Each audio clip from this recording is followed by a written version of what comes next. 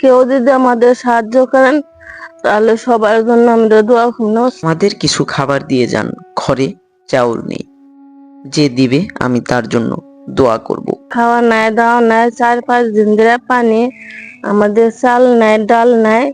আর কেউ যদি আমাদের সাহায্য করেন তাহলে সবার জন্য আমরা দোয়া করব। বুক ভরা হাহাকার আর করুণ আকুতি নিয়ে অবুঝ সন্তান ও মা তাকিয়ে আছে মানুষের দিকে একটু খাবারের আশায়। গত 4 থেকে 5 দিন হয় রান্না করার মতো ঘরে নেই চাউল, নেই কোনো উপকরণ। চাল নাই, ডাল নাই, সমস্যা। কি খামো, 2 দিন ধরে না খেয়েছি, 4-5 দিন ধরে।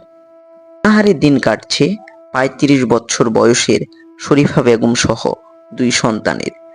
পাশের বাড়ি থেকে দুমুঠো চিড়ে ভিক্ষে করে এনে 2 সন্তানের মুখে তুলে দিচ্ছেন। সন্তান দুটি তাকিয়ে আছে মায়ের দিকে এক মুঠো ভাতের আশায়। এ যেন বেঁচে থাকার এক চিরন্তন লড়াই। আজকে 4 থেকে 5 দিন হয় দুটি সন্তান নিয়ে এই অসহায় মা না খেয়ে দিন যাপন করতেছে।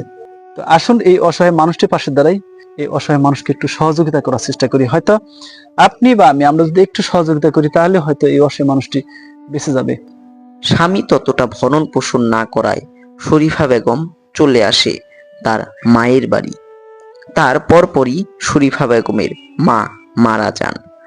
এখন অবশ সন্তান ও তার মায়ের একমাত্র অবলম্বন শরীফা বেগমের খালা। বয়সের ভারে তিনিও ভিক্ষাবৃত্তি করতে পারেন না। গত 4 থেকে 5 দিন হয় শুধু শুকনো চিড়ে খেয়ে দিন পার করছে তারা।